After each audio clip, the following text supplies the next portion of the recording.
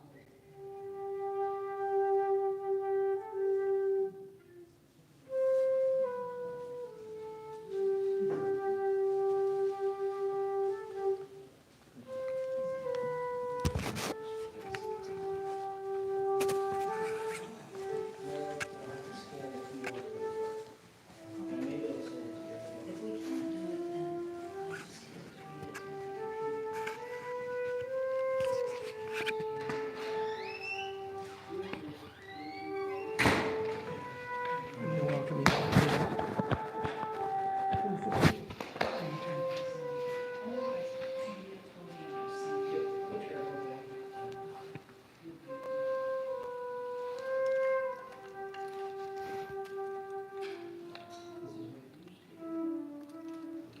Looks pretty new.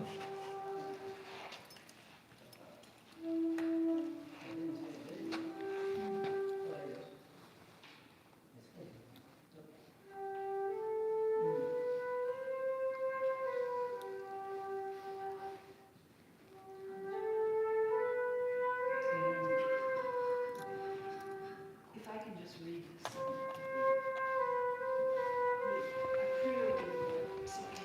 The stuff I have to say. Can you read it from your phone? I could read it from my computer. I don't know about the phone. But I need a table or something. I can get you a stand. Yeah, like a podium. Not the lectern? A lectern. Yeah, like that. Yep. Turn all the things I can do it. We tried. Let me just drink some. Someday we'll have I'll get you a podium or a stand. Yeah, I have there's one portable there, one. but that's, yeah. Pretty heavy. I'll grab a portable. Right. Talking about the microphone. Jennifer needs to put it on her blouse. Yeah. I think I'm But going to it's- start, actually. I just hold it. But then there's going to be a point where when she talks, it needs to be pulled out and put in her blouse Then I hand it to her. like this. Okay, I think the way it's gonna work, I start, then David, then Jennifer. So, do I put this on me? No. You can just leave it on this. Okay, It's just easier to hold. okay, I'm gonna cancel this. Oh, jeez.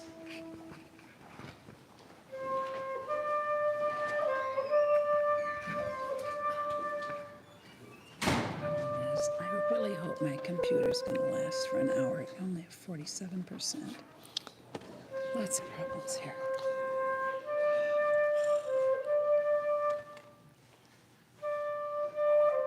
There, okay.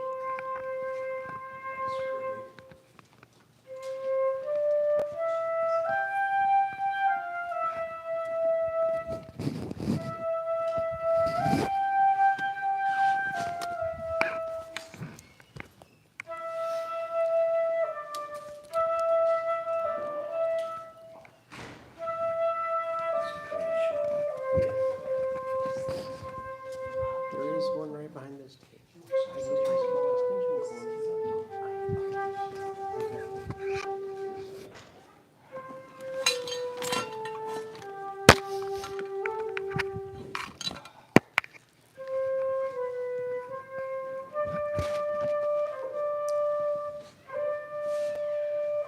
Oh, wow.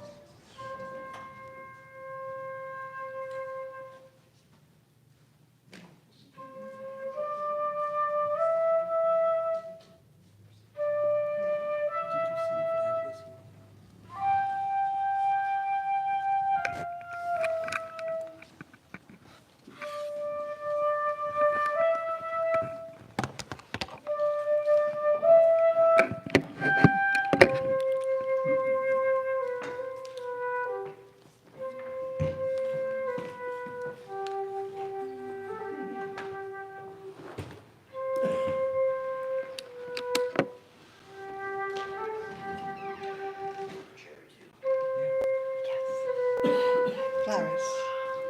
Oh, Later. do you wanna, are they for petals or we just, do we? Flowers now. Thank you. Actually, two little vase. We could put this That's in. what I Two thought. little vase, an extra spare vase or jar. I think for I can use the vase.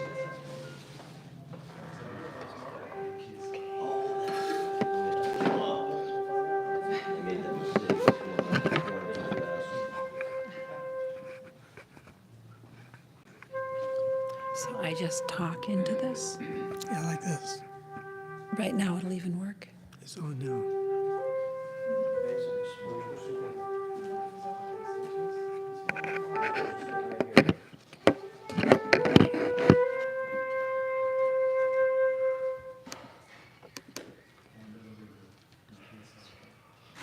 I'm just about ready to. Yeah, oh yeah.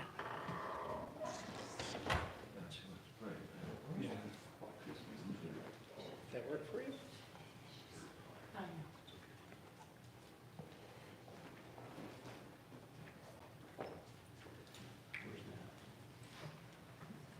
So when you're finished speaking, I'll just have you drag the lectern back here, so nobody knows you're gonna be we get up and go around. Okay, okay, okay. So when I'm finished, then a few people might come. And then when we're ready to do the ceremony, So what do you do? I just wanna see it. I don't know.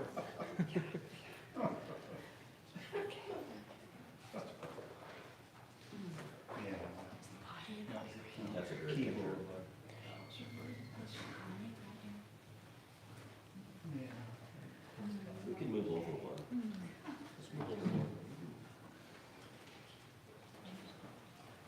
Let's move over one, so count. Yes.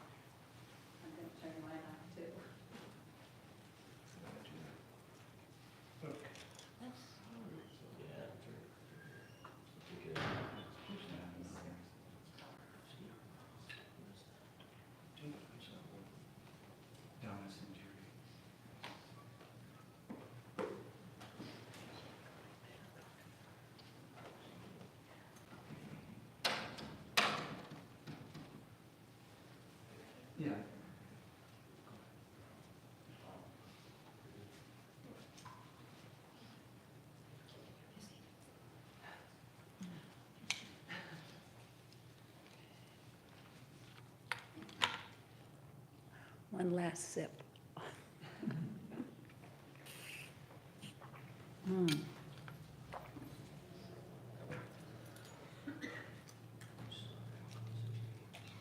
Hello and welcome.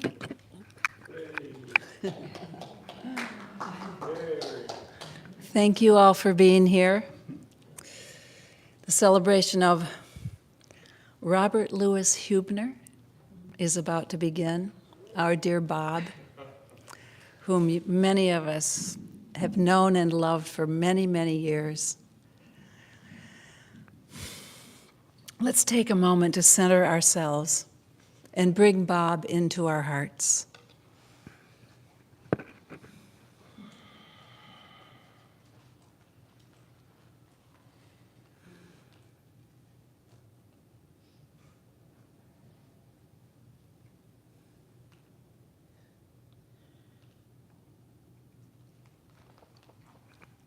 Use this so they can hear you. We're live streaming. Will this work on the live stream? I think so, yes. One's for the hall, Connie, one's for the hall and one's for the live stream. So do I use two? How about if we do this? One's for the PA. Let's do this. Just, because you're gonna have a lot to say here, so if you wanna, Okay, there you go. If you wanna, okay. My hands are cold, I'm sorry. okay. And what about this? So this one is for the live stream, and this Okay. one's for the hall. Okay. Do you have a place you can click this on the back? Is there a place on your Oh. list? Yeah. Technical things. We have lots of relatives listening and old friends, so we want to be able to make sure they can hear us as well. So do I still, I don't use this then? Yes, you do. That's Oh. for the live stream, the other one is for the hall. Oh, okay, okay. Okay, thank you, thank you. All right. Again, let's take a deep breath.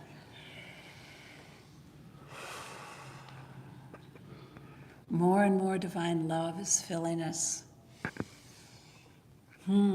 Centering in our hearts.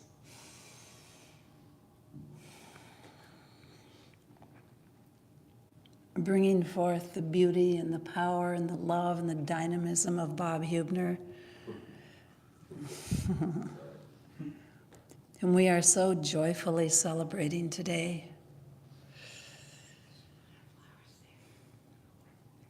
Almighty Mother, Father God, hold your beautiful son, Bob Huebner, in your heart as he moves into this deep and powerful life beyond this earthly world. Embrace him, love him, guide him as we know you will on this powerful journey, this never-ending journey. Welcome him home after his time here on earth. Let's breathe into our hearts, opening our hearts.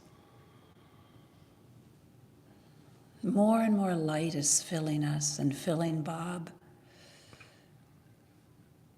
healing us as we celebrate the transition of this wonderful friend, great mentor to many, uncle, father, brother.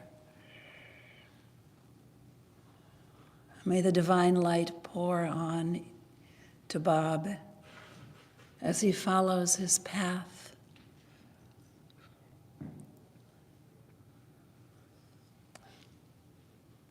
Thanks to all of you, his divine friends, who have helped to escort him through this lifetime.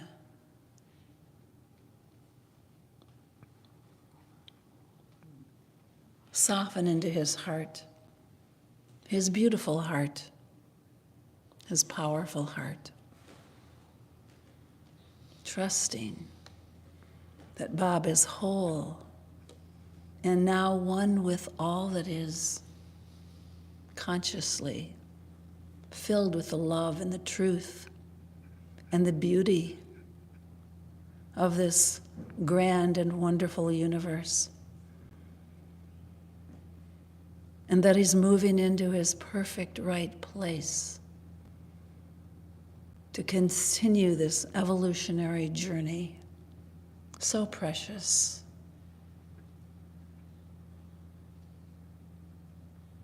Thank you. Thank you. Thank you to Jesus Christ, who was a special friend and mentor and guide to Bob.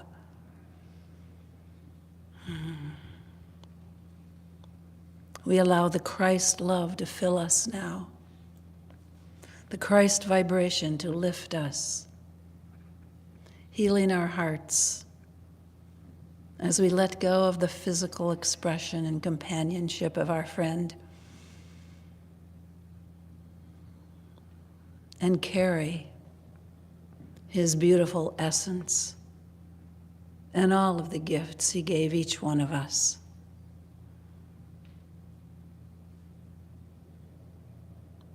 More and more light, more and more love, lifting us, lifting this planet,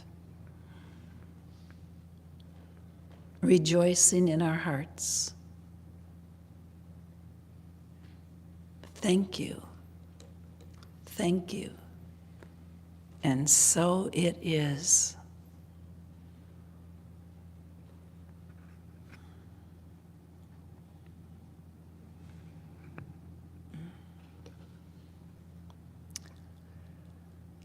So today we are celebrating the life of Bob Huebner. You know, it's a rare thing to get a human life.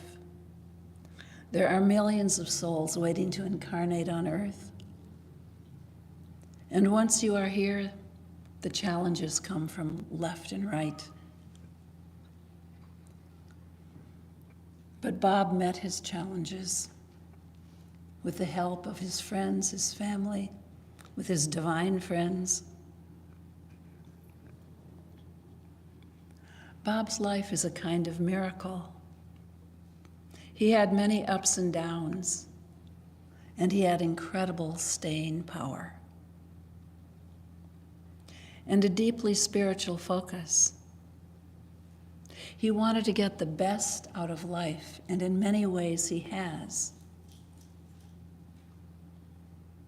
As I mentioned, Jesus Christ, whose picture is right over there, was his closest ally. Bob had that picture over his bed and would often reference it, especially in these last few days where he was going through great challenges.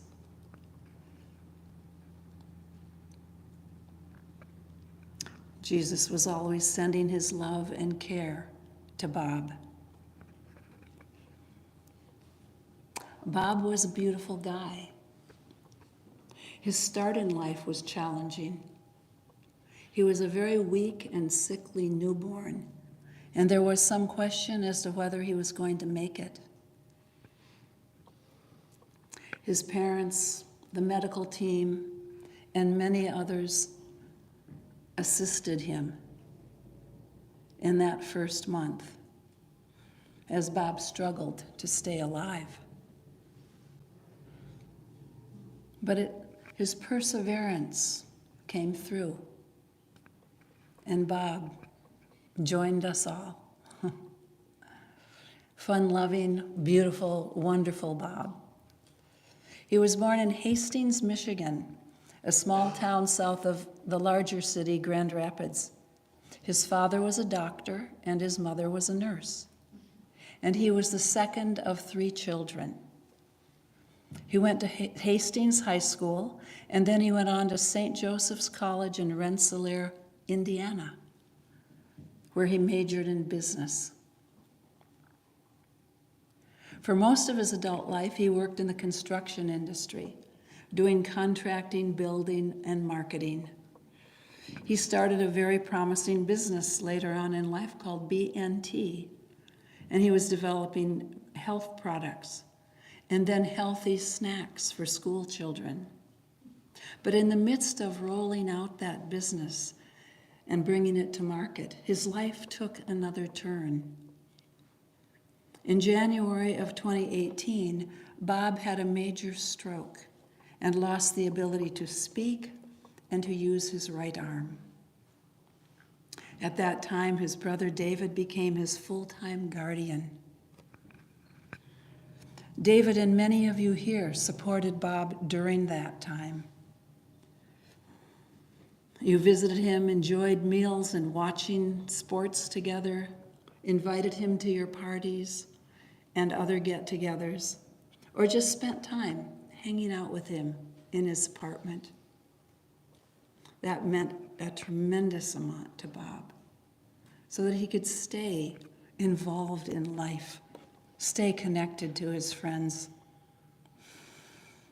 You supported him, let him know that he was important and his life was still important, that it was valued, loved. You supported him with your kindness, your caring, your respect, even in this very challenging situation. Bob has a daughter, Jamie Gordon, and a granddaughter, Anna, who live in Michigan. Though he hasn't seen them for many years, he always spoke lovingly of them and was deeply regretted the distance and conditions that kept them apart. Bob also has loving cousins, Morley Vance Person, Gillian Huebner, and their children, their mother, Jennifer Huebner, his aunt, Ellen Davis.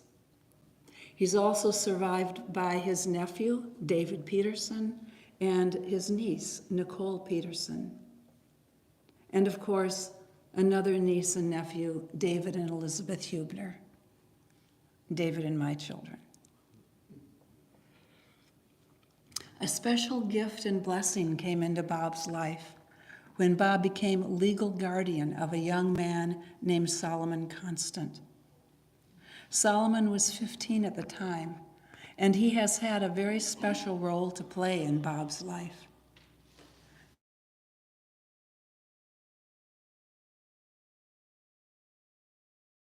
On a professional soccer team. He is here with us today in spirit. When Bob first had his stroke, Solomon wrote a beautiful tribute to him, which I would like to read now.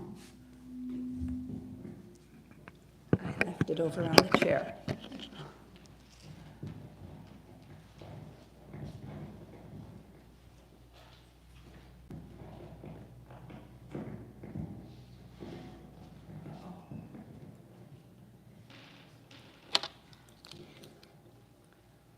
Solomon writes, "Hey, buddy, it was nice seeing you these last couple of weeks while I was back.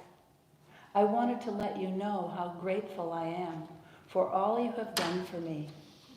I'm thankful to have you in my life and for always treating me as your own son.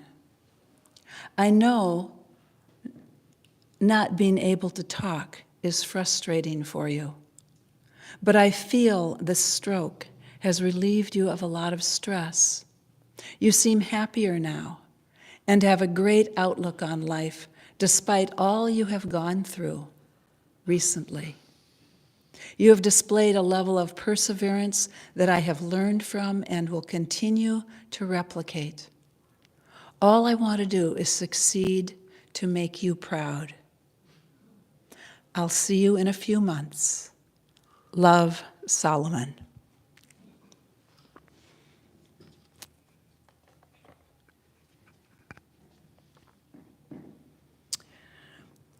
We have a couple other tributes from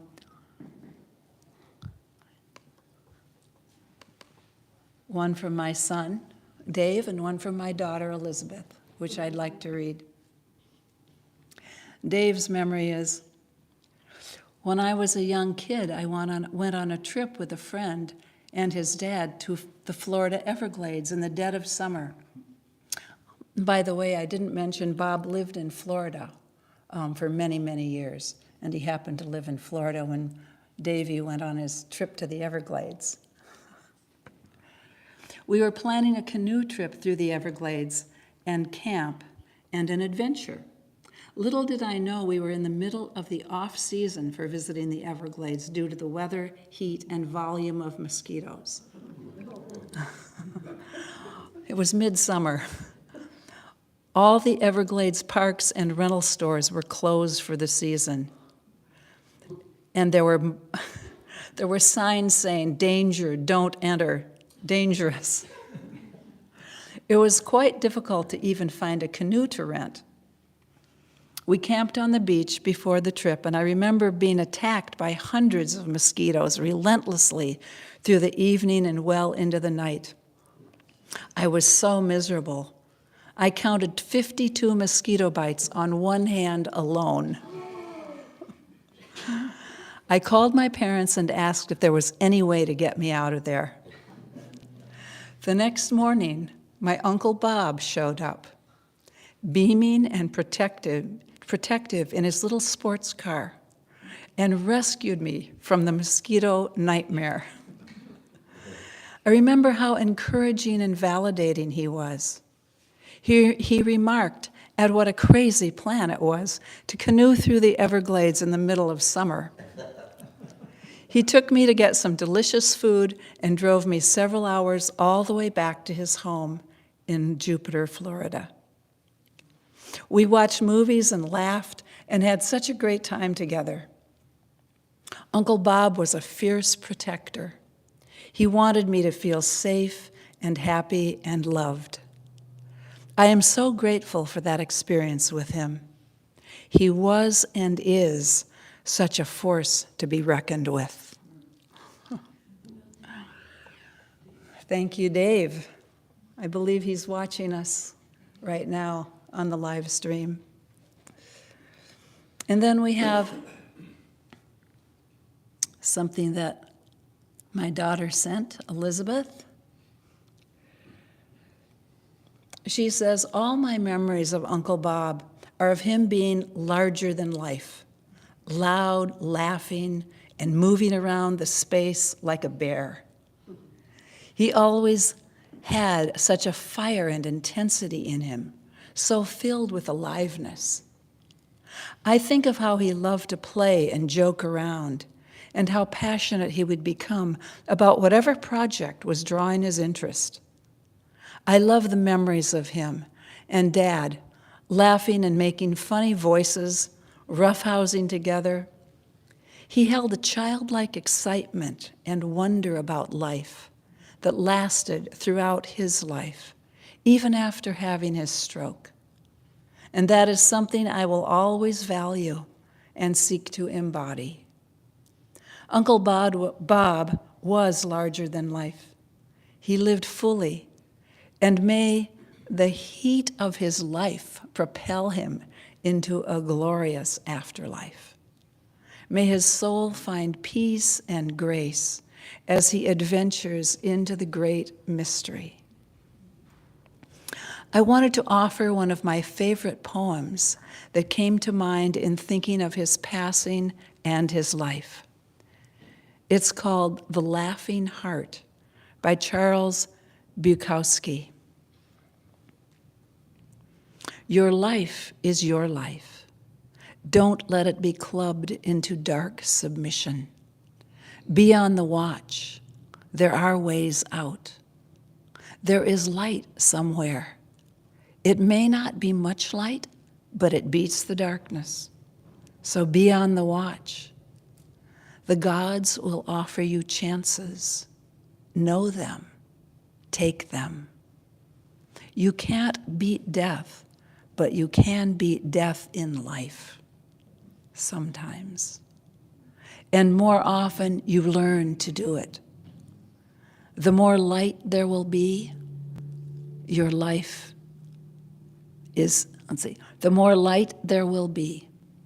Your life is your life. Know it while you have it. You are marvelous. The gods wait to delight in you.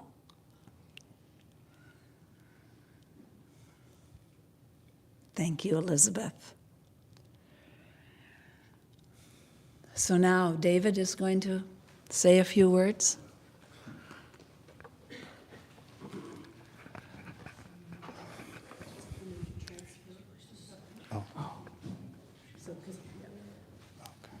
Yeah, you got This it? will be quick because I want to. Okay. Wow, looking out at everyone. It's so wonderful to see you. I do want to tell you about my life with Bob, but first, I've asked Ed Noyes if he'd like to come up and say a few things first. Ed, come on up. You know, Ed was just wonderful friends with Bob and I and Roger and Randy Lockey, and we'd get together and watch movies and watch sports events. And so, Ed, I'm going to let you go ahead and speak out. Give you this. And Can you give me something? there. Okay, here you go. 2 mics then. Oh, wow. One's for the room and one's for the live stream. Thank you, everyone, for coming. This thing work? No. So, I remember meeting Bob for the first time. He arrived at Patty and John Strauss's house at, I think it was 7, 8 o'clock at night or something, and he had driven all the way from Jupiter nonstop that day, which is a ridiculous amount of travel. I guess he was going very fast, but I think it was 15 hours or 18 hours of driving. I think he said he had like 9 shots of one of the 5, what do they call those things, 5-hour energies or whatever. But he had a wonderful attitude and happiness. I could tell that right away. And so he always felt like a brother to me. You know, I'll never forget that. I just loved him from the very first time.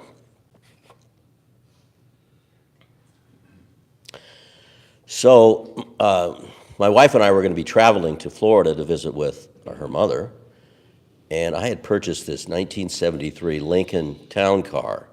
You may have seen the photo. It's one of the largest automobiles you can purchase in history. The front end of it is big as any small car. It was only a 2-seater. But somebody tried to tell me that if I went to Florida that I could probably sell it down in Florida, because I wasn't having any luck here. So we drove it down there. It was quite the adventure. And after we visited at Martha's place, I went down to visit Bob in Jupiter at his parents' home that they used to have. And we had a wonderful time together. I remember listening to Krishna Das at length, and it was just very, very meaningful to me. We had some barbecues and just had a wonderful time. And I just remember the perfection of it. There was these gardenia bushes that, this was the largest gardenia bushes. They were super high. There's actually a photo of them. There was hundreds of gardenias on this bush. And he even gave us this whole huge, like 50 of these things. I brought them home with me. They were just magnificent. So, yeah, it was a great time. It was a wonderful time.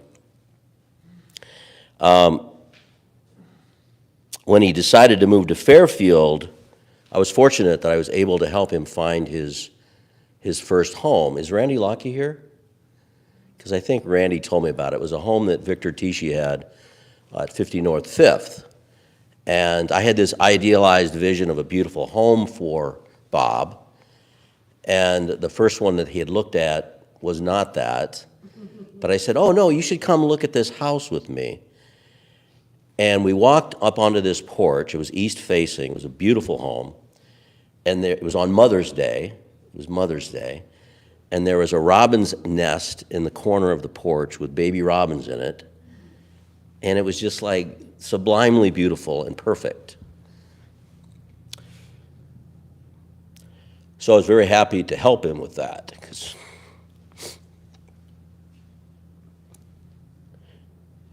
I wanted him to be loved and feel good about being here in Fairfield. So that was a beautiful thing.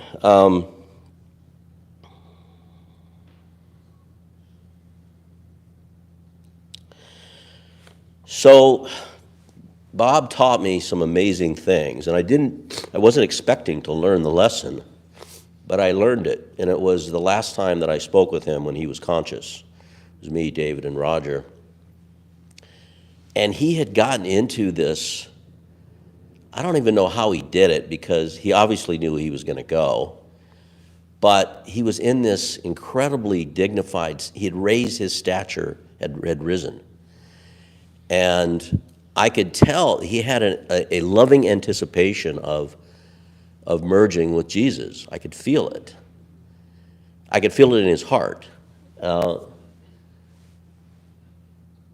it was magnificent. It was just a magnificent thing. And I realized that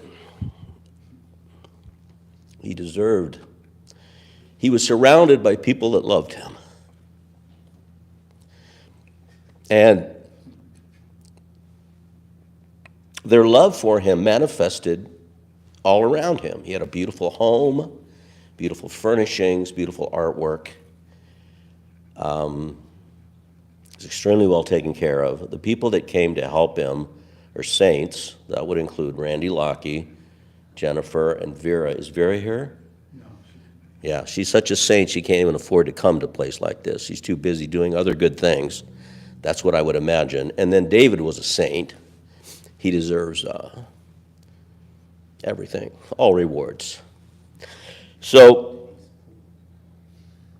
when I was contemplating his passing, I happened to read, I think for the third or fourth time, this chapter in Charlie Lutz's 108 Lectures about heaven.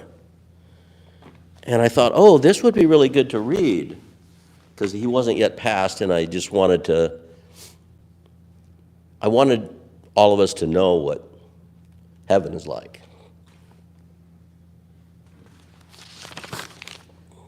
This is lecture 81, called Human Evolution. So after one passes, he talks about heaven. He says, the heaven world is of matter so fine and radiant, so life-giving and happy, that it cannot be described in words. A sea of living light, surrounded by every conceivable variety of loveliness in color and form, and the whole changing with every wave of thought that one sends out from the mind. Out of this entire splendor of living reality, each person sees only that which he has within himself the power to see. So one sees that which he has evolved the ability to respond to. This is where everything that a soul has ever dreamed of, idealized, or longed for now becomes true. Here the air is always soft, clean and clear, and full of celestial light, clothing all things in exquisite beauty.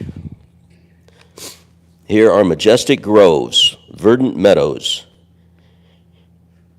eternally blooming gardens, and so forth. Here each renews the joys one formerly delighted in. Old friendships are joyfully renewed. In this land of bliss, the life of a happy childhood is increased 1,000-fold, where no evil or sorrow can gain entrance.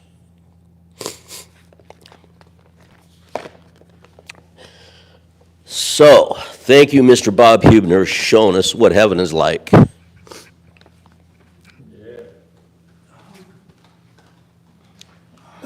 Take me off.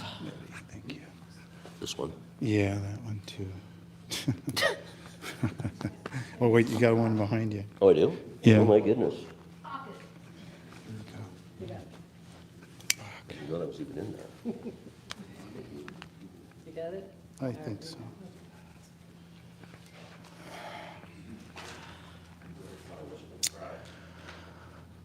Okay, wow. Ed, thank you for coming up. That was beautiful. And Roger, such an incredibly close and intimate friend, and I think he's sitting right there. Hey, Bob. We're here talking about you. Yeah, I know you must be listening on some level. He looks really beautiful. He looks really beautiful. All right, well, I'm going to try and tell you a little about my life with Bob. Bob was a full-on throttle brother. Full-on.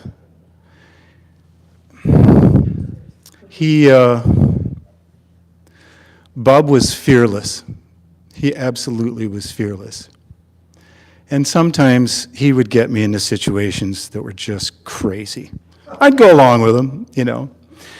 But, you know, we grew up in a really wonderful place. We grew up in a town about the size of Fairfield.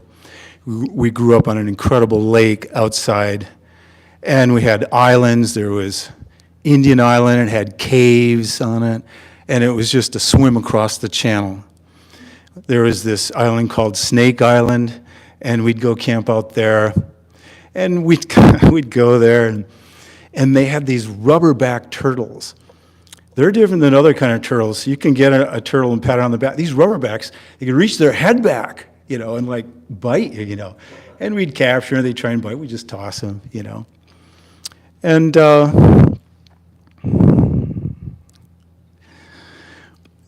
we had a really wonderful time there. For a while, my sister would play with us when she had a ponytail. We'd all do things in the water. We lived on a lake, but Bob and I lived in the lake. I mean it.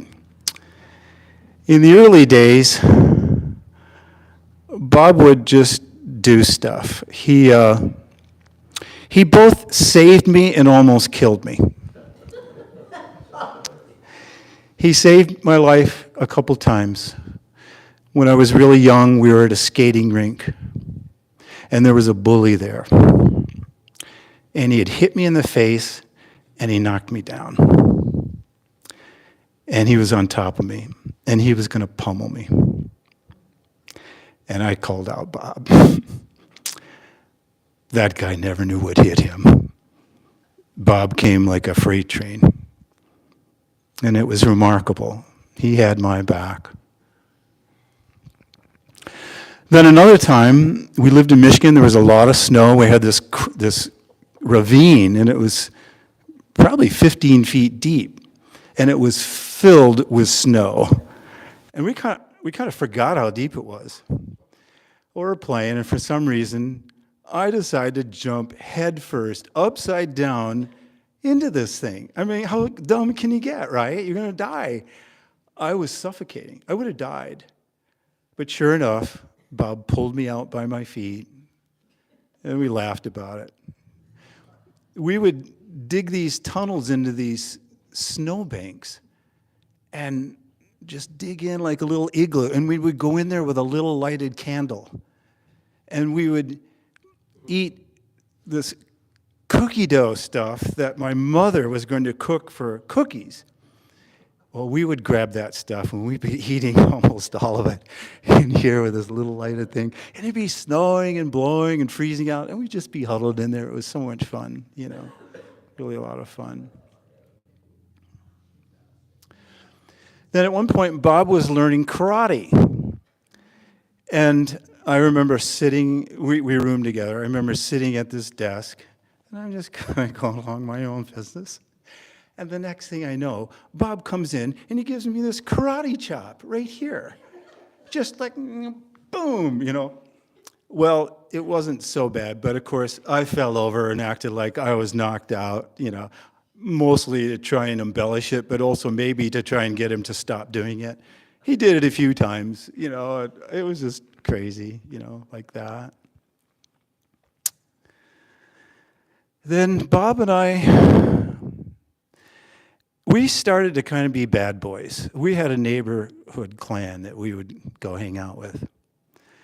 And we did some stuff. And God, I think we drove my dad crazy. I mean, we were like growing, we were strong, we were buck, we were athletes. And, you know, we were just out in the country around this town, around this lake with all these. And we had a group of guys. We used to go and we would at night go to these little farm backyards and we would steal watermelons. It's just something we would do. So we would do it and we would do it. But we kept going back to this same guy. And we go there, oh yeah, it's gonna be fun. And boom, this guy comes out and he's got a shotgun and it was full of rock salt. And we barely escaped with really getting in very serious harm with that, you know. Then, you know, as we got older, we would tend to get in a little more mischief. So one thing we did, we tied a hubcap on a 100-foot rope, and we put it out in this road where people were passing by. And we stuck that hubcap out there, and we hid in the woods, and it was a 100-foot cord. And we waiting and waiting, and this car came by, and we yanked that hubcap, and that hubcap, we heard it hit. It hit the car. I don't know if it broke the window, but the next thing, they screeched on the brakes, 4 car doors open, and we hear these guys, and we're like 14. These guys were big guys, and we thought, they're gonna kill us. But we had a secret. We ran as fast as lightning, and we knew this woods by heart, and they never found us. We went in to the woods, and we're like rabbits. We're like so quiet, like we're gonna get killed. And one part we're like laughing, oh, they can't find us, no. Anyway, we got away with that, and some of that was great. Then in high school, it was really cool. You know, Bob was I guess his astrology had him Leo in the first house. So he was a big guy. He was a sun guy. I'm a moondogger, you know, I'm quieter. And so we got along, we were really compatible, but a great time in high school is we ran track together. And at one point there's some notices. And we set school records that lasted for 20 years in the 440 relay and sprint medley. And it was really cool. We went up against these really big schools. We were the only white guys in some of these going against these guys. And there were some guys that set serious school records. I mean, like 9/600s things. But we beat them in 2 races. And the only reason we beat them is we were able to get out early in high school and practice our handoffs. So we had blind handoffs. So we would just be sprinting along and you'd say, go. And you just hand it and the guy didn't have to look back. Well, these other guys were faster, but they would have to look back. Sometimes they'd drop the handoff and we would win. And we had school records for 20 years like that. That was a great time. Then Bob moved away. He went to Florida, and he was down there for many years, and I didn't see him for a number of years. My dad died, and my mother was having strokes. Bob moved in with her and started to take care of her. And Bob had this tenderness in his heart, but he would tend to like have strangers come into the house. And so, you know, I go down to visit him, and I go down there, and he's got this young girl, and they're probably, you know, in their late teens or 20s. And they're nice. I go, and they're really nice. I said, Bob, who are these people? And he goes, they're my angels. And I said, okay, great. So we were friendly, and it was great. So in the evening, when it came time for us all to go to bed, I find out they're in the bedroom where my mom and dad slept. And I go to Bob, where am I going to sleep? He goes, well, I got a blow-up mattress in the corner for you there. And so I go, Bob, so, you know, we're laughing. You know, in the middle of the night, the mattress deflates, and I'm on the floor, you know. And then later he finds out that they steal from him. So he had this open heart, but he had sort of this naivete too. It was kind of interesting, you know. Then in Florida, he developed a company. Bob was really interested in helping people. And he developed this company called B&T, and it later went on to call B&T for Kids. And so he moved away from Florida, and he came to Fairfield. And that's really where he met Solomon, the young man in the picture over here. When Solomon was 15 years old, Bob took care of him. Bob loved him. It was like his son. He just adored him. And it changed Solomon's life. And there's actually a picture of there on Solomon's back with a tattoo of the number Roman numeral 15. He had it tattooed on his back. It was the year that Bob began to take care of him. And Bob would give him a credit card, and Solomon would go out and just buy everything he wanted, because when he grew up, he didn't really have that. And he'd fill the cupboards.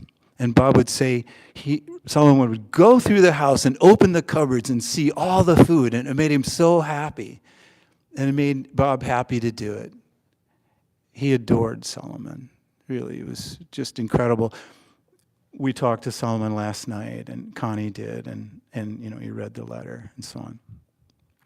So he had really good years here. Then 2018, a month before this nutritional cookie that he had developed, he had 7 or 8 people in Florida, 4 or 5 people up here. He developed this nutritional cookie to go in to the Miami school system. And a month before it was going to go in, he had a major stroke. He had had 2 heart attacks before that and a stent. He had bladder surgery, he had prostate surgery. His heart fibrillated, produced a blood clot. It went into Broca's area, brain, speech, and that was it. He couldn't speak. He couldn't talk. He couldn't communicate even the thoughts and feelings that he had. So that year was a tough year. He was in the ICU unit for 15 days, awake and clear. Bob was clear and cogent right up until we got him out of pain, and then he drifted inward. He had a better memory than I did. So for a number of years, so I started taking care of him. And it worked out. We got him a good apartment. He had a good life. He constantly played on the computer these war games internationally. He'd been doing that before he ever had the stroke. Bob was really a warrior. He really was. And we'd watch a lot of fun things together. It was very difficult and frustrating for him not to be able to communicate. He could point to things and we could figure it out with charades because I knew his history and I knew things. I mean, we could figure out things where we'd get Eric Randall come in and fix his computer. Bob, what's going on? Computer, yep, you know. And he could say very good, you know, very good, you know. But that was really challenging for him. Bob was often like a bombastic kind of guy. He was strong, you know, and speech was strong for him. So that was very frustrating, but he did lead a good life that way. We got him a beautiful cat called Master Poe for many years. Poe was there. This beautiful cat lived by his side and on bed with him. And many times for years, me and Randy Lockie and Roger and Ed would come over and we'd watch shows. We had so much fun together. We'd watch sports things, and you know, Bob was right there.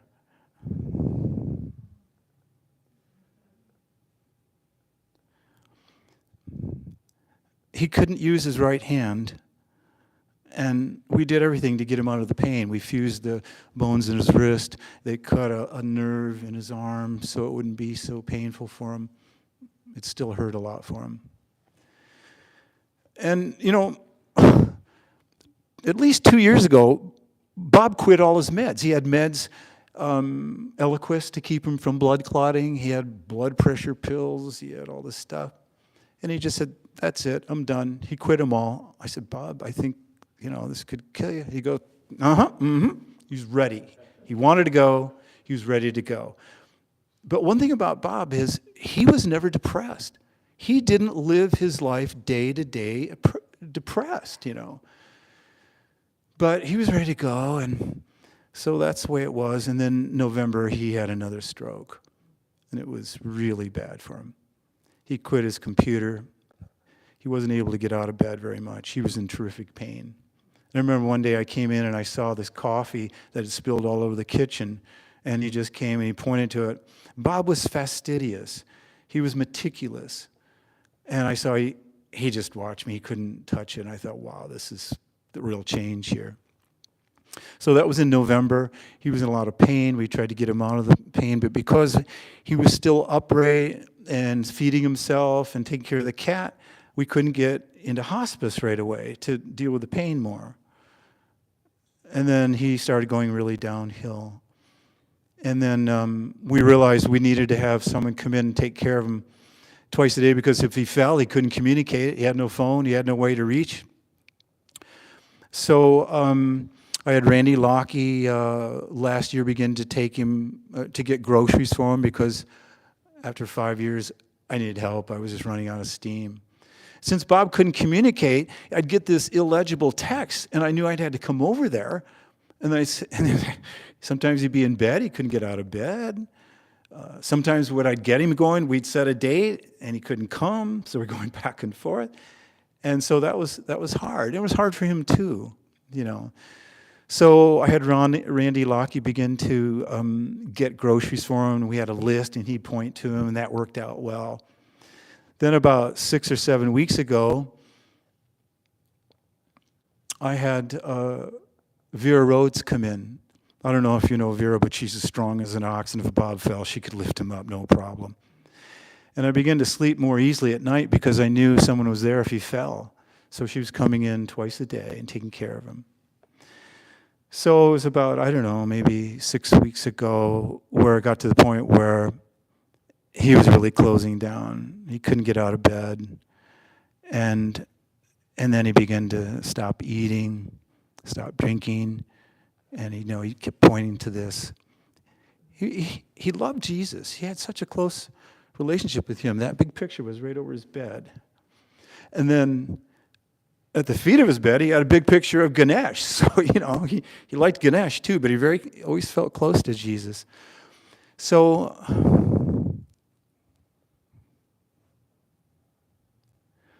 he and I were really preparing to have him go.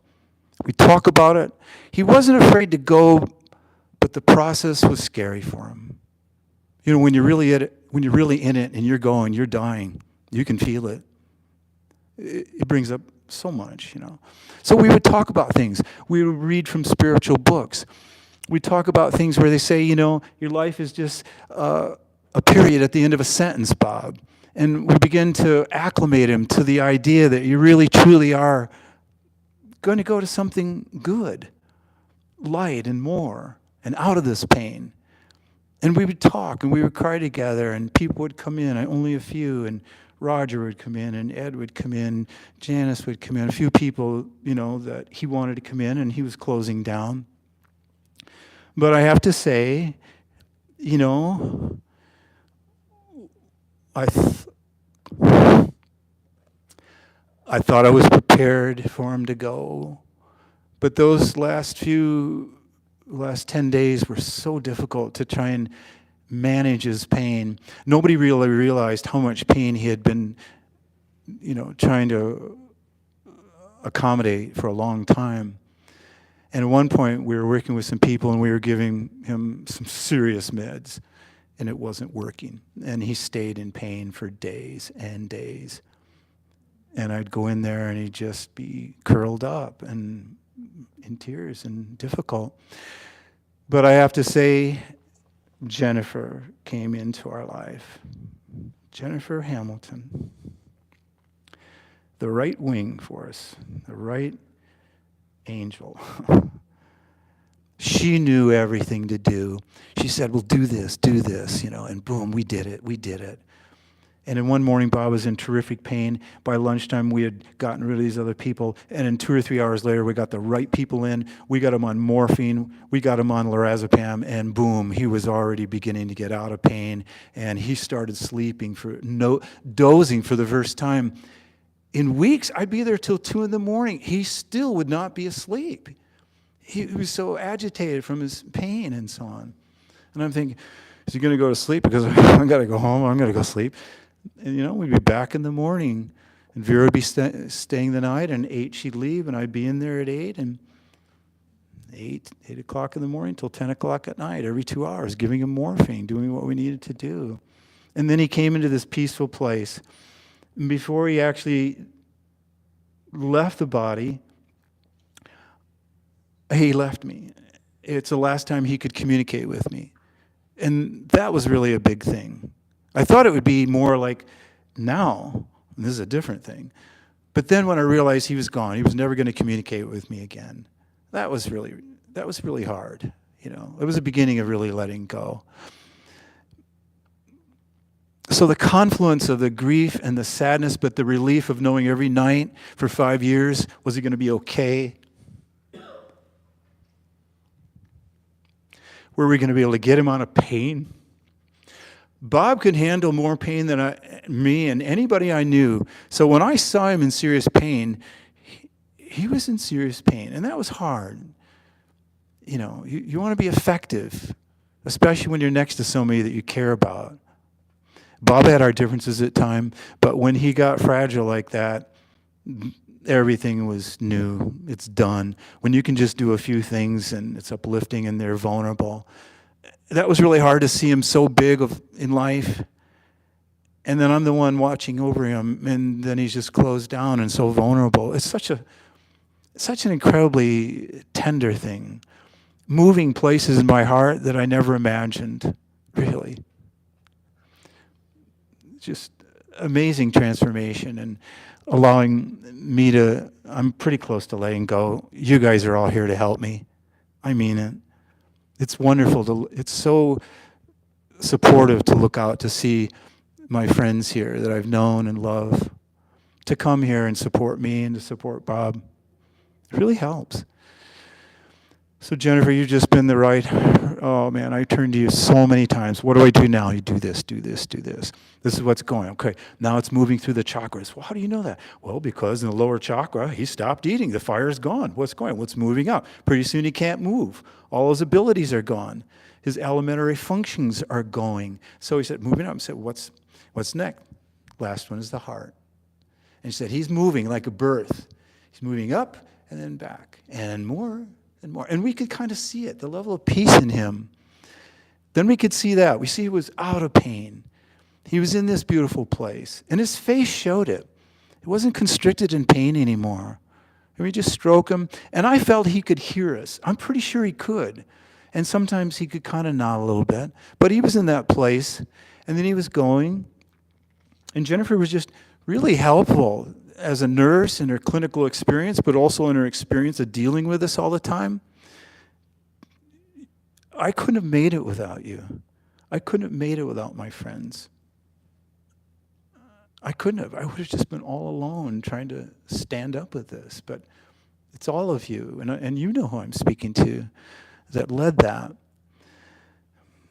So here we are today. And Jennifer, I'm going to have you come up. First of all, thank you all for your patience. I know it's probably a lot, but thank you for your patience. And here we are, Bob.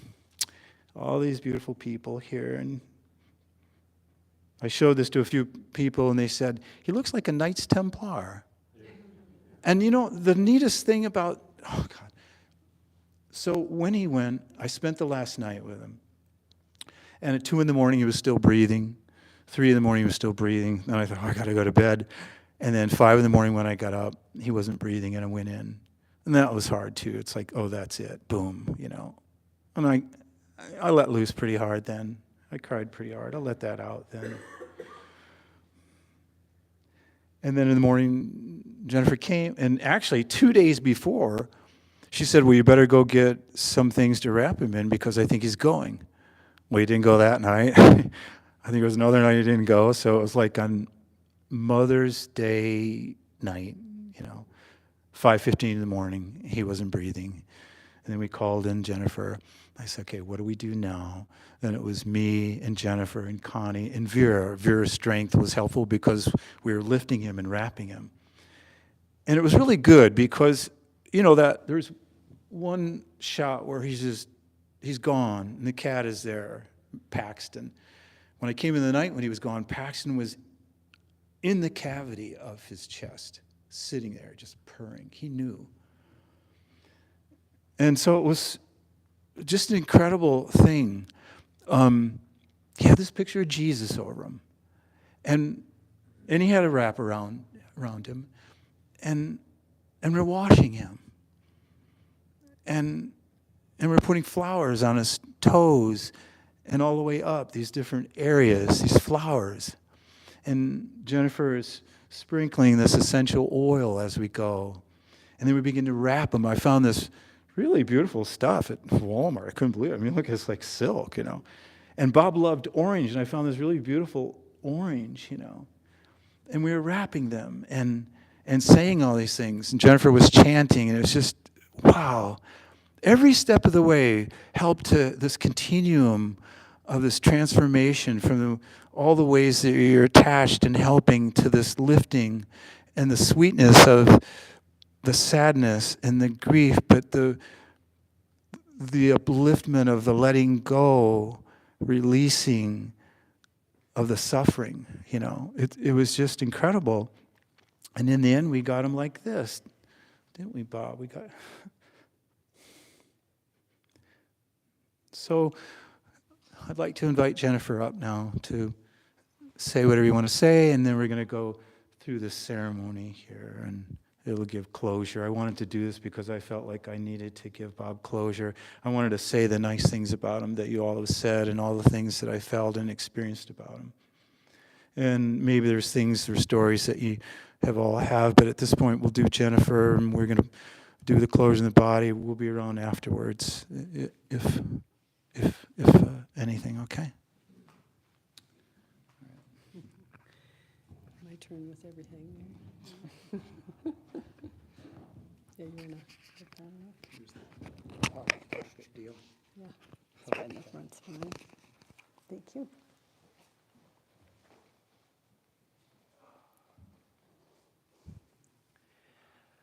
Oh, golly. Thank you, thank you, thank you. They asked me to move the podium so you could do.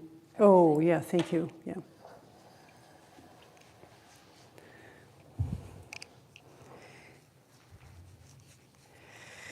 Ah, yes, indeed.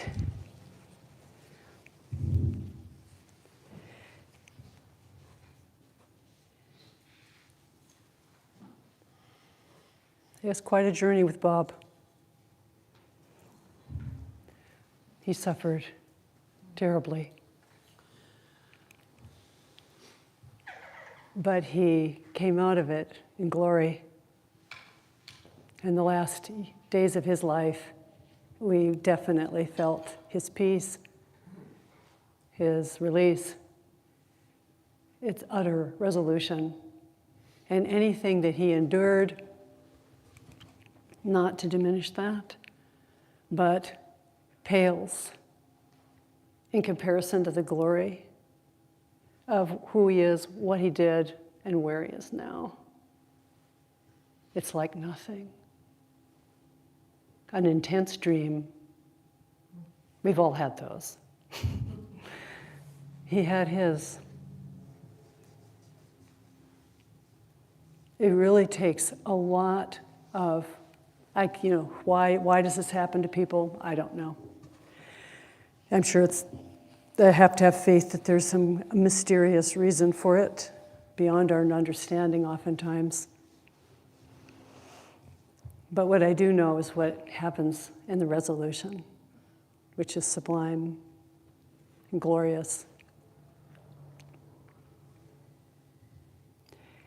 And his brother was a champion of champions in this. Faithful and incredible capacity to endure this with him. Very difficult, especially in the frustrations of trying to help him. when initially the help being provided was not doing the job, to just let him settle down and settle in. Because once that happens, once you get to that place of release where the suffering is not what's before you, then the truth of what you are can come to the fore. Shining, good, radiant.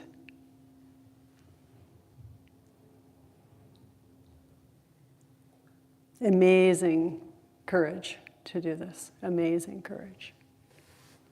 For Bob and for Dave. So Dave's going to need a lot of care. It's a lot of loss in his life. His sister, family, friends, it's just been one after another for a number of months now. So as a community, he's going to need your tender support, consideration in these days, because it's a lot to integrate in short order. Loss is painful, but it can also tear us open and make us bigger and open our capacities for compassion and forbearance, perseverance, when we meet it in others. It is a great teacher, a powerful one, but a great teacher. So today we have a necessary thing that we must do. Bob's in heaven. His body's here.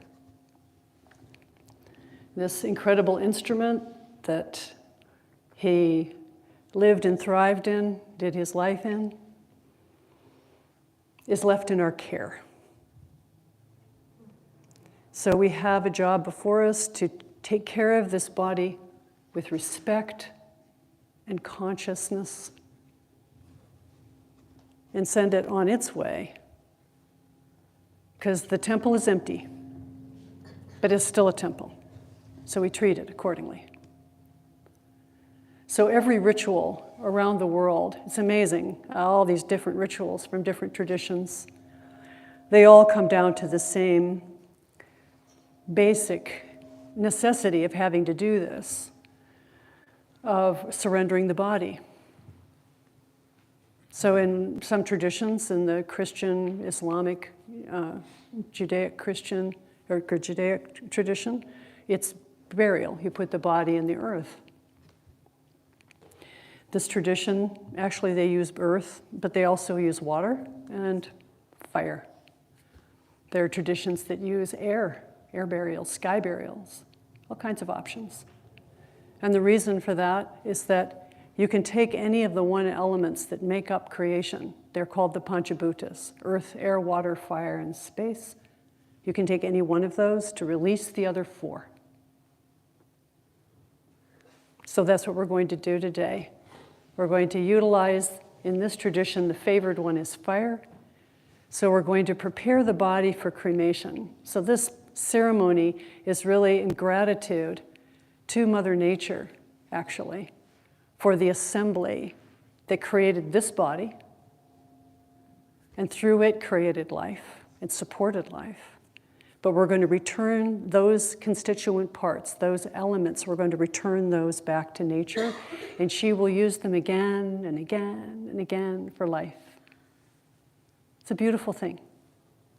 And your being here is a great thing, because it's tender and it can be painful, because we have all these memories and all this love associated with this form. It takes courage to do this. So in this particular tradition, it's considered a great boon to you that you come here and do this with and for him and his family. You get big brownie points for this, because it is a seva or a service that is one way. He's not going to pay you back. It's truly selfless.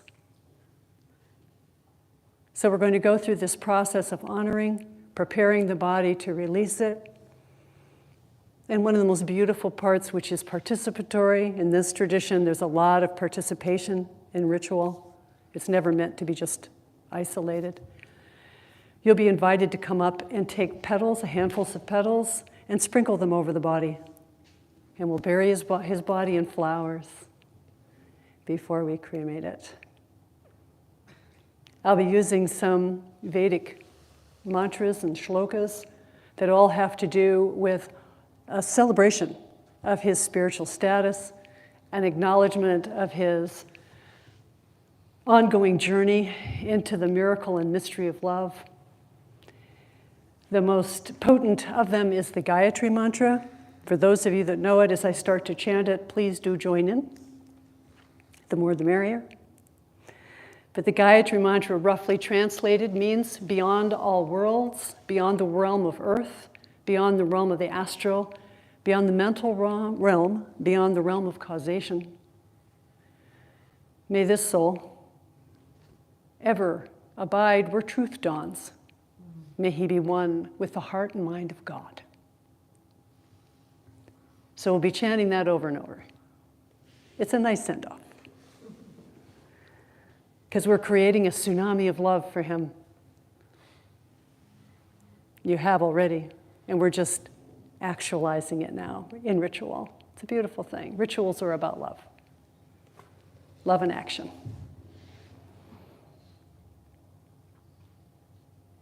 So there'll be part of the ceremony that we'll do out here. I'll be explaining it in pieces as we go. And then we'll be going into this room here where the retort is, and that's the actual crematory itself. And then we'll be placing the body into the crematorium. And this is a very powerful thing to do. And just know that if for any reason you feel that this is something that's too much for you to do, like you don't feel comfortable doing that, then don't. It's okay. We'll be in there for a few minutes and then we'll come out and we'll do a final thing here and then we'll be done. And as Dave said, then you can stay afterwards and visit for a bit with the family. And I would like to acknowledge the family that's on live stream and just know that we are your hands here.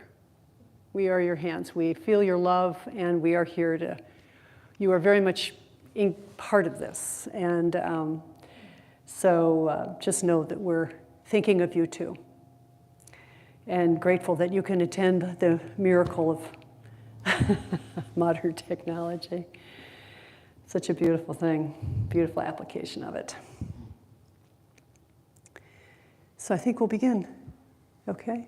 Yeah. You want to come up, Dave? So you can stand here. I'll just start with some introductory mantras, prayers, and then we'll begin. Om. Om. Om.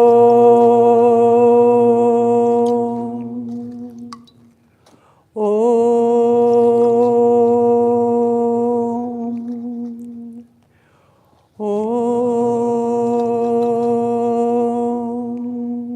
Apavitra pavitrova sarvavastangatopiva yasmarit pundarikaksham sabayabhyantarasuchihi pundarikaksha punatu pundarikaksha punatu pundarikaksha punatu. Om Shuklam Bharadara Vishnum Sasivarnam Chaturbhujam Prasannavadanam Dhyayet Sarva Vignopashanteye. Om Gurur Brahma Gurur Vishnur Gurur Devo Maheshwaraha Guru Sakshat Param Brahma Tasmai Shri Gurave Namaha. Om Sarva Mangala Mangalye Shive Sarvartha Sadhike Sharanye Trayambike Gauri Narayani Namostute. Om Sharanagata Dinartha Paritrana Parayane Sarvasyarthi Hare Devi Narayani Namostute. Om Sarvasvarupe Sarveshe Sarvashakti Samanvite Vaibhyastrahino Devi Durge Devi Namostute. Om Rogana Shesha Napahamsitushta Rushta Tukaman Sakala Nabishtan Tvam ashritanam navipannaranam tvam ashritaya shrayatam prayanti. Om sarvabada prashamanam trilokyasya kileshwari evameva tvaya karyam asmadveri vinashanam. Om shanti shanti shanti. Now we'll start putting things on the body. So I'm going to hand them to you and point to where they go, okay? And then you guys can stand and put the flowers on. Then you could lead, Connie. Om Bhurбhuvah Svaha Tatsaviturvarinyam Bhargo Devasya Dhimahi Dhiyo Yo Naha Prachodayat. Om Bhurбhuvah Svaha Tatsaviturvarinyam Bhargo Devasya Dhimahi Dhiyo Yo Naha Prachodayat. Om Bhurбhuvah Svaha Tatsaviturvarinyam Bhargo Devasya Dhimahi Dhiyo Yo Naha Prachodayat. Om Bhurбhuvah Svaha Tatsaviturvarinyam Bhargo Devasya Dhimahi Dhiyo Yo Naha Prachodayat. Just sprinkle it. Om Bhurбhuvah Svaha Tatsaviturvarinyam Bhargo Devasya Dhimahi Dhiyo Yo Naha Prachodayat. Om Bhurбhuvah Svaha Tatsaviturvarinyam Bhargo Devasya Dhimahi Dhiyo Yo Naha Prachodayat. Om Bhurбhuvah Svaha Tatsaviturvarinyam Bhargo Devasya Dhimahi Dhiyo Yo Naha Prachodayat. Om Bhurбhuvah Svaha Tatsaviturvarinyam Bhargo Devasya Dhimahi Dhiyo Yo Naha Prachodayat. Om Bhurбhuvah Svaha Tatsaviturvarinyam Bhargo Devasya Dhimahi Dhiyo Yo Naha Prachodayat. Om Bhurбhuvah Svaha Tatsaviturvarinyam Bhargo Devasya Dhimahi Dhiyo Yo Naha Prachodayat. Om Bhurбhuvah Svaha Tatsaviturvarinyam Bhargo Devasya Dhimahi Dhiyo Yo Naha Prachodayat. Om Bhurбhuvah Svaha Tatsaviturvarinyam Bhargo Devasya Dhimahi Dhiyo Yo Naha Prachodayat. Om Bhurбhuvah Svaha Tatsaviturvarinyam Bhargo Devasya Dhimahi Dhiyo Yo Naha Prachodayat. Om Bhurбhuvah Svaha Tatsaviturvarinyam Bhargo Devasya Dhimahi Dhiyo Yo Naha Prachodayat. Om Bhurбhuvah Svaha Tatsaviturvarinyam Bhargo Devasya Dhimahi Dhiyo Yo Naha Prachodayat. Om Bhurбhuvah Svaha Tatsaviturvarinyam Bhargo Devasya Dhimahi Dhiyo Yo Naha Prachodayat. Om Bhurбhuvah Svaha Tatsaviturvarinyam Bhargo Devasya Dhimahi Dhiyo Yo Naha Prachodayat. Om Bhurбhuvah Svaha Tatsaviturvarinyam Bhargo Devasya Dhimahi Dhiyo Yo Naha Prachodayat. Om Bhurбhuvah Svaha Tatsaviturvarinyam Bhargo Devasya Dhimahi Dhiyo Yo Naha Prachodayat. Om Bhurбhuvah Svaha Tatsaviturvarenyam Bhargo Devasya Dhimahi Dhiyo Yo Naha Prachodayat. Om Bhurбhuvah Svaha Tatsaviturvarenyam Bhargo Devasya Dhimahi Dhiyo Yo Naha Prachodayat. Om Bhurбhuvah Svaha Tatsaviturvarenyam Bhargo Devasya Dhimahi Dhiyo Yo Naha Prachodayat. Om Bhurбhuvah Svaha Tatsaviturvarenyam Bhargo Devasya Dhimahi Dhiyo Yo Naha Prachodayat. Om Bhurбhuvah Svaha Tatsaviturvarenyam Bhargo Devasya Dhimahi Dhiyo Yo Naha Prachodayat. Om Bhurбhuvah Svaha Tatsaviturvarenyam Bhargo Devasya Dhimahi Dhiyo Yo Naha Prachodayat. Om Bhurбhuvah Svaha Tatsaviturvarenyam Bhargo Devasya Dhimahi Dhiyo Yo Naha Prachodayat. Om Bhurбhuvah Svaha Tatsaviturvarenyam Bhargo Devasya Dhimahi Dhiyo Yo Naha Prachodayat. Om Bhurбhuvah Svaha Tatsaviturvarenyam Bhargo Devasya Dhimahi Dhiyo Yo Naha Prachodayat.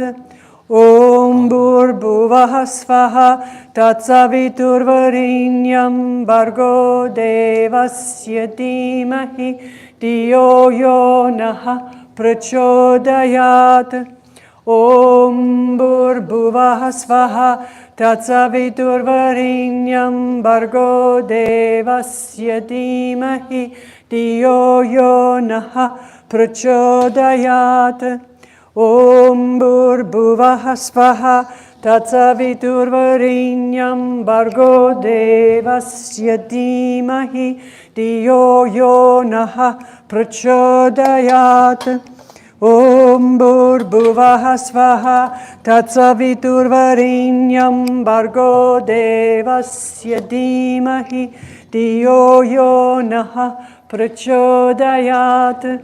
Om Bhurбhuvah Svaha Tatsaviturvarenyam Bhargo Devasya Dhimahi Dhiyo Yo Naha Prachodayat.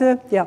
Om Bhurбhuvah Svaha Tatsaviturvarenyam Bhargo Devasya Dhimahi Dhiyo Yo Naha Prachodayat. Om Bhurбhuvah Svaha Tatsaviturvarenyam Bhargo Devasya Dhimahi Dhiyo Yo Naha Prachodayat.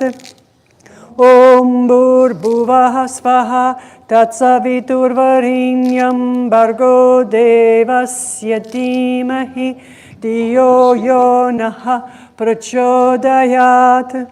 Om Bhurбhuvah Svaha Tatsaviturvarenyam Bhargo Devasya Dhimahi Dhiyo Yo Naha Prachodayat.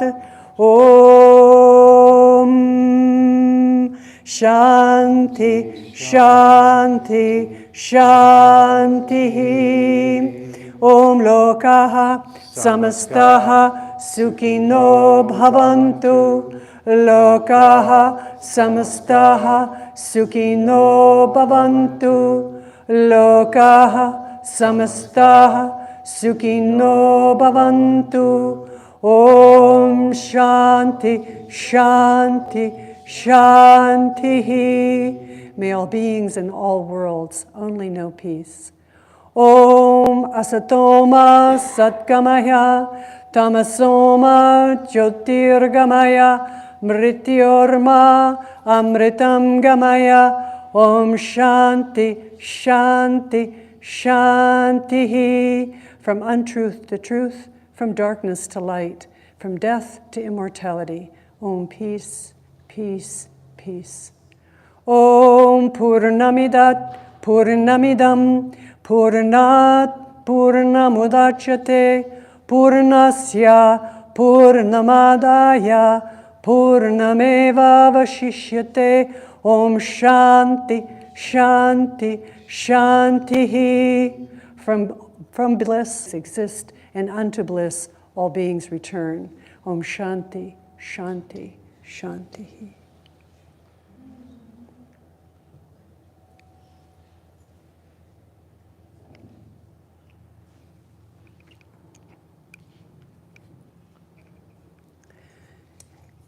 This is a really lovely part of this ceremony, an acknowledgement of something about the relational connection that we have with our ancestors, and that when we leave this realm, we get to go to the land. The first place we go, really, is the land of the Loka of the Pitris, that is the ancestors. And they greet us. And it's a big party. It's a big celebration. And you can imagine how happy and how glorious this party is for Bob. So when we go to a party, we don't go empty-handed. We take food.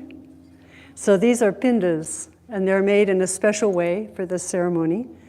And they are symbolically to feed the ancestors. But they also feed Bob in his journey as a soul. And symbolically, they represent the fullness of life continuing. And that wherever he goes, into whatever other incarnations he moves into, that he only knows fullness and peace and joy and health and abundance and grace. So we place these on the body, and then they go with the body as it's cremated. So you'll put one first on his heart, and then you'll sprinkle water 3 times, okay? So you can take the first one there. Go ahead and place on the heart. Om Namo Bhagavate Vasudevaya. Om Namo Bhagavate Vasudevaya.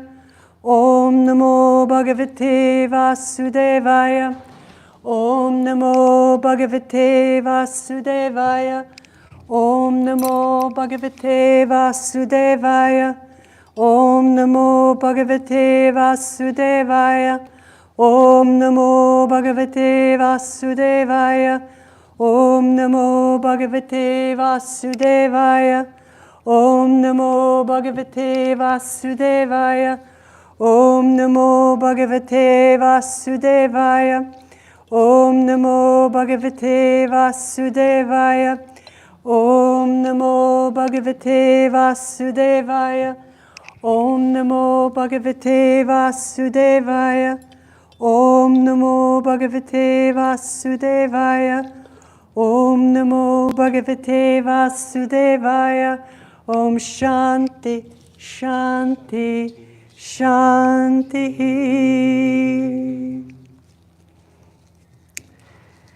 So these are for the people that are on the live stream.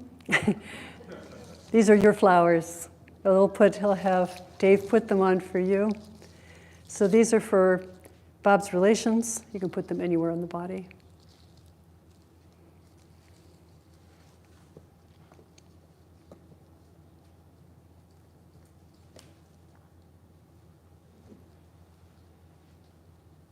And this one's for you.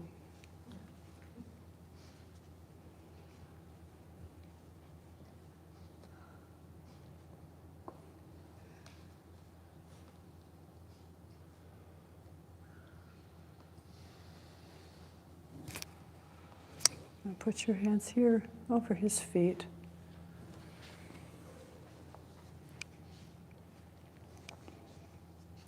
So in this tradition, as with many traditions, feet are reverenced. Of course, in the Christian tradition, there was, and in the Judeo-Christian, the washing of the feet was considered a thing of incredible surrender and service that you would do. And in the Vedic tradition, of course, it is a place of surrender, and a gesture of surrender to touch the feet of the teacher or of your parents or or older siblings. So this is in honor of that tradition and his role in your life as a teacher, as a guru, and all that he taught you. Yeah.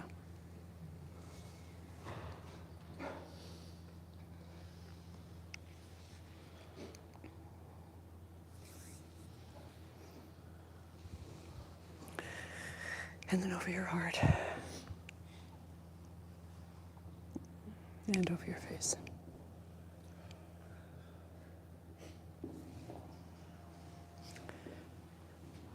And then up here, over his heart.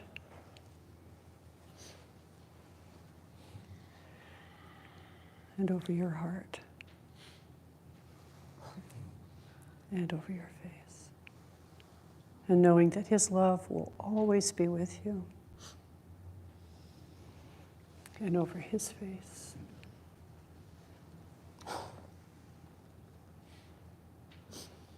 And over your heart. And over your face. And you will always have his attention. He will always be aware of you and with you. There is no separation.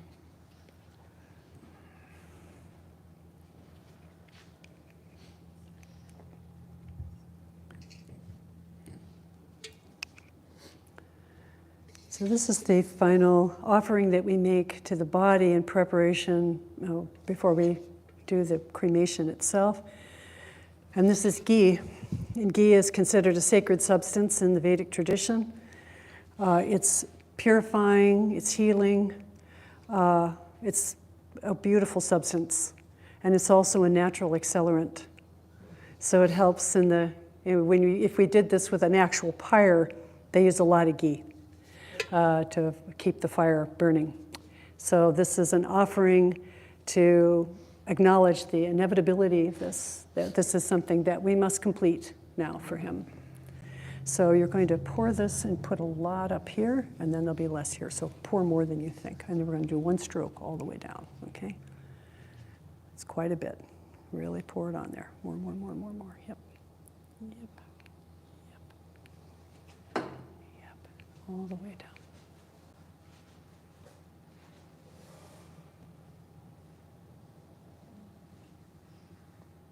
Very good.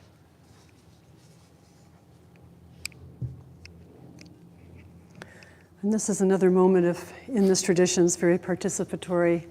And this is a really, really lovely, there are many layers to the symbology of the pot. But I feel the one that seems to be most relevant to us is that anytime someone dies, even if it's something we've been anticipating for some time, it's still a shock. And sometimes the news of that, especially if maybe we hadn't seen the person in a while, we can have feelings of regrets, things we wished we could have said or could have done for him.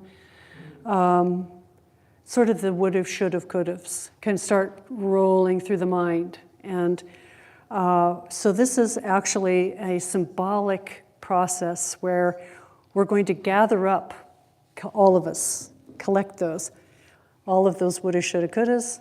We're going to put them in this pot that has Ganges water in it for purification. And then we'll take it outside and we're going to break the pot because it's time to let it go. So you are invited to come forward if you would like to do this. There's a circumambulation that we do around the body. For those of you that would like to do this, you're welcome to come forward and we will walk around. You're going to hold on to this. Ed, if you could help me move this table, we're going to just scoot it back, straight back. Thank you. Thank you. So you're going to stand here, Dave, to start. Everyone else just come around, make a circle all the way around the body. If you would rather not walk for whatever reason, but would like to participate, you can also just stand and turn around yourself if you would like. So there's another way to do it. So anyone else would like to come up? Yeah, people are coming up here. Very good. So you might want to hold hands or something. Dave's going to be right next to the body there, but just hold hands, make a big circle around the body, step back a little bit. This will work better if there's more space. Very good. Let Toby in there. There you go. Everyone good? All right. So we're going to be going counterclockwise. So this creates a vortex of release. And then we're going to go around 3 times. So I'm going to count on you to count. And then I will be sprinkling you with Ganges water for purification while we do this. And doing the Gayatri mantra and then a prayer for the liberation of his soul. So Dave, you're going to go that way, counterclockwise. So here we go. Start walking to the right. Om Bhuvah Svaha Tatsaviturvarinyam Bhargo Devasya Dhimahi Dhiyo Yo Naha Prachodayat. Om Bhuvah Svaha Tatsaviturvarinyam Bhargo Devasya Dhimahi Dhiyo Yo Naha Prachodayat. Om Bhuvah Svaha Tatsaviturvarinyam Bhargo Devasya Dhimahi Dhiyo Yo Naha Prachodayat. Om Bhuvah Svaha Tatsaviturvarinyam Bhargo Devasya Dhimahi Dhiyo Yo Naha Prachodayat. Om Bhuvah Svaha Tatsaviturvarinyam Bhargo Devasya Dhimahi Dhiyo Yo Naha Prachodayat. Om Bhuvah Svaha Tatsaviturvarinyam Bhargo Devasya Dhimahi Dhiyo Yo Naha Prachodayat. Om Bhuvah Svaha Tatsaviturvarinyam Bhargo Devasya Dhimahi Dhiyo Yo Naha Prachodayat. Om Bhuvah Svaha Tatsaviturvarinyam Bhargo Devasya Dhimahi Dhiyo Yo Naha Prachodayat.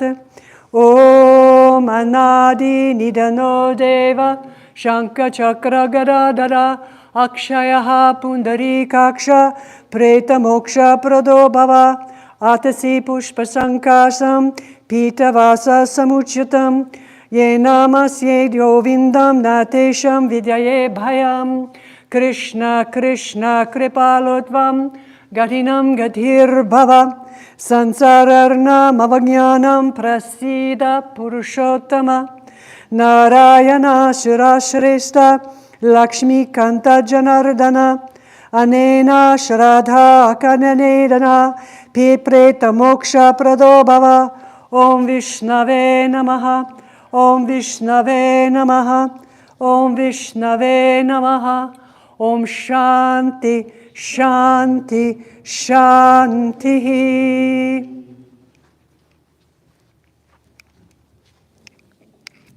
Okay, so you're going to put that to your forehead and then turn, and you're going to then touch the forehead of each person here in the ring. So just turn around and then have them touch the pot.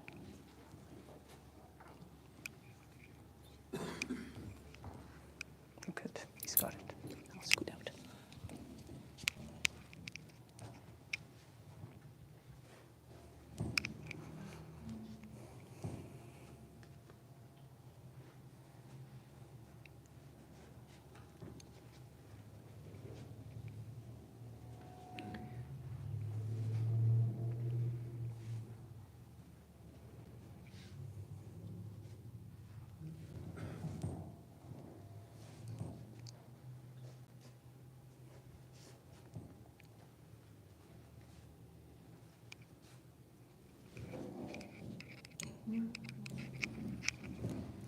Okay, so now we're going to go out. Dave will lead, and we'll just take a moment. We'll go outside to break the pot, then we'll come back in, and we'll go into the crematorium.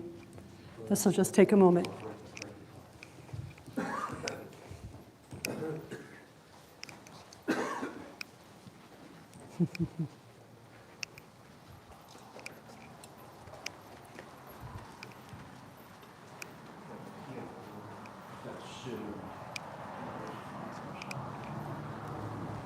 So we're going to go over to this corner over by the post here. We'll just wait till everybody comes out. So we're going to be breaking the pot here. There'll still just be a moment. So just wait for everybody to come. Just wait for everybody to come. Oh, good.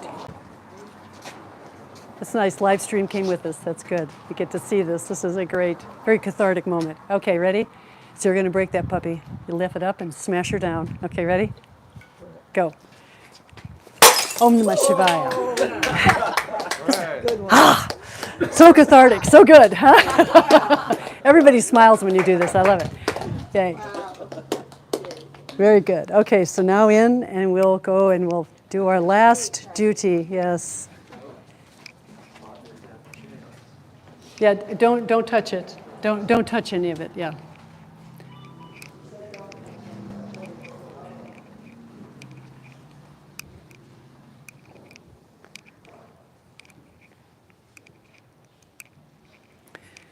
Okay, this is it.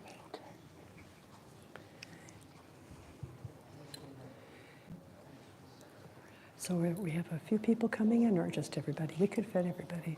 Everybody could come in, but Okay. I only want me, Connie, And they know that? and Roger And they know to that? push it in. Okay, do they know that? I'm gonna, Just want to tell them real quick? I'll tell them real quick. Okay.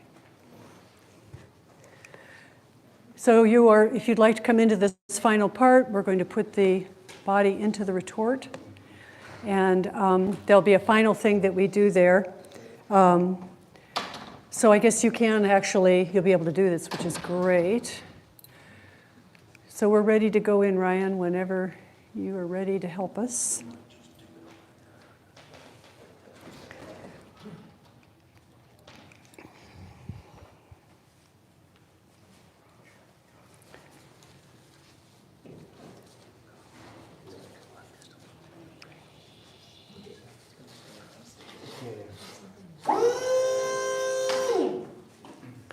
So if you'd like to come, please stand. You can join us in the crematorium.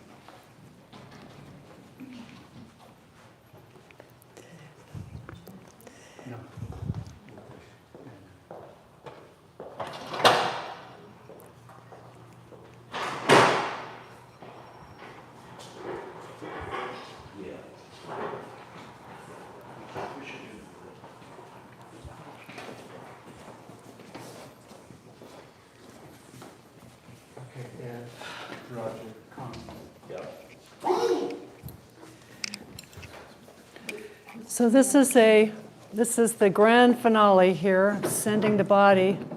And as far as spiritually speaking, this is a great moment for the soul because it's a moment of liberation, a final severing of the connection to this body, all of its karmas. All of this is now being completed and released. So for the soul, this is an ecstatic moment. For us, this can be a little tender because, again, we're surrendering a beloved form. So it's always both, isn't it? Mm-hmm. Ecstasy and despair, pain and joy, it all goes together all the time. It's just life, you know? So we're going to, of course, in a traditional cremation, this would be done with a wooden pyre, but we can't do that in the United States of America. So we have crematoriums. But we're going to make a gesture towards that part of the ceremony because in the Vedic tradition, there are two types of fire. One is yagya fire, which is the fire that we use in ceremonies to make offerings and to send prayers into the atmosphere. But for the cremation, then there's cremation fire. In a yagya fire, we make the fire first, and then you put on the fuel. In a cremation fire, you build up the fuel first, and then you put on the fire. So in this, the body becomes the sacred fuel, and we're going to light. This is a camphor here, so it's a cooler flame. So there'll be a bit of a fire that will be started here, and then the body will go into the crematorium itself, the retort, to begin the process. All right, here we go. So I'm going to hand you a lighter. Thank you. So you're going to light this? Are you up for that? Or you want me to do it? You good? Om Bhurbhuvasvaha Om Agne Namaha Om Avapayami Stapayami Om Bhurbhuvasvaha Om Agne Namaha Om Avapayami Stapayami Om Bhurbhuvasvaha Om Agne Namaha Om Avapayami Stapayami Om Bhurbhuvasvaha Om Agne Namaha Om Avapayami Stapayami Om Bhurbhuvasvaha Om Agne Namaha Om Avapayami Stapayami Om Shanti Shanti Shanti Om Lokaha Samastaha Sukhino Bhavantu Lokaha Samastaha Sukhino Bhavantu Lokaha Samastaha Sukhino Bhavantu Om Shanti Shanti Shanti Om Asatoma Satgamaya Tamasoma Jyotirgamaya Mrityorma Amritam Gamaya Om Shanti Shanti Shanti Om Purnamidat Purnamidam Purnat Purnamudachyate Purnasya Purnamadaya Purnameva Vashishyate Om Shanti Shanti Shanti.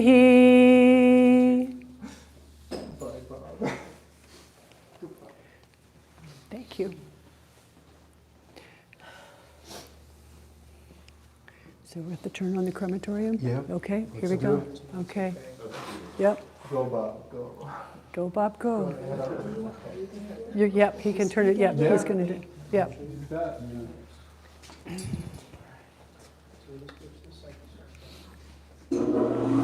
Om Bhurbhuvah Svaha Tatsaviturvarinyam Bhargo Devasya Dhimahi Dhiyo Yo Naha Prachodayat Om Bhurbhuvah Svaha Tatsaviturvarinyam Bhargo Devasya Dhimahi Dhiyo Yo Naha Prachodayat Om Bhurbhuvah Svaha Tatsaviturvarinyam Bhargo Devasya Dhimahi Dhiyo Yo Naha Prachodayat Om Bhurbhuvah Svaha Tatsaviturvarinyam Bhargo Devasya Dhimahi Dhiyo Yo Naha Prachodayat Om Shanti Shanti Shanti.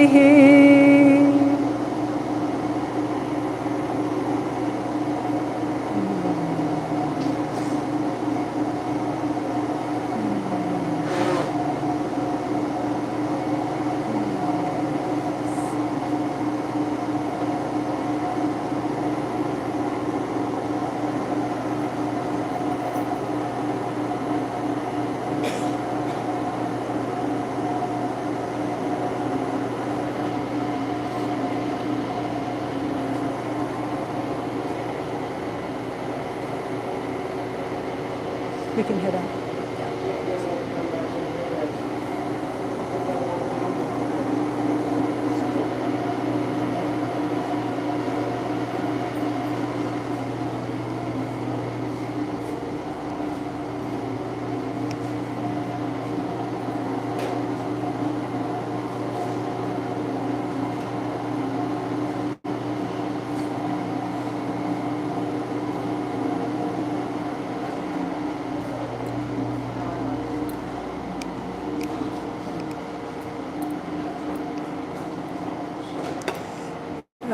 Yes, just you can come on out. I'll just be there in just a sec. Mantrahinam Krihinam Bhaktihinam Ishwari Pujitam Maya Devi Paripuram Dadastani. Mantrahinam Krihinam Bhaktihinam Ishwari Pujitam Maya Devi Paripuram Dadastani. Mantrahinam Krihinam Bhaktihinam Ishwari Pujitam Maya Devi Paripuram Dadastani. Om Shanti Shanti Shanti.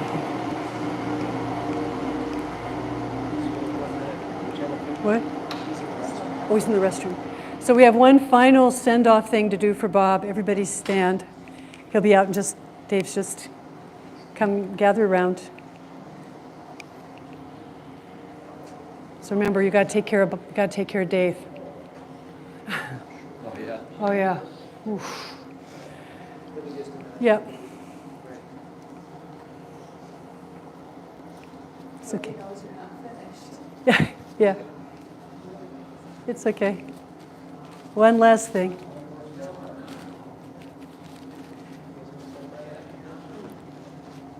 Here we go.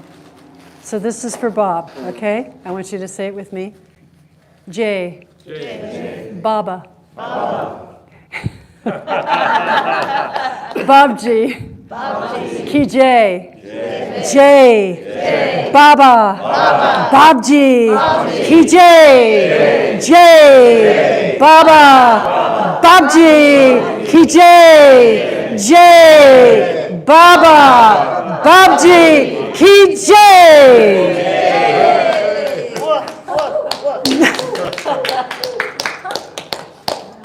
Thank you. Thank you for doing a beautiful send-off for the Bob. Wonderful. Thank you for all for coming. Really beautiful. We won. And thank you. You're welcome. My pleasure. My pleasure. Yes. So stay and visit for a bit? Sure. Yeah, you can. Yeah. Thank you, Jesus. Thank you, Jesus. Thank you, Lord Jesus. Yes, he's in good hands. He's in very good hands. Thank you all. So traditionally, after a funeral, you would go home and you would take a shower and completely put on fresh clothes.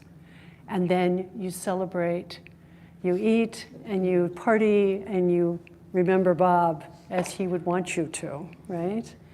So enjoy the afternoon and the evening remembering our brother Bob. Amen. Amen. Amen. Amen. Yes. Yes. Thank you. Yes, yes, yes, yes.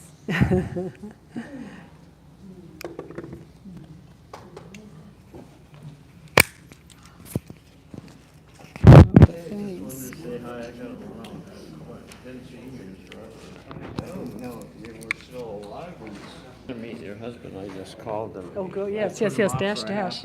Yeah, go ahead, go.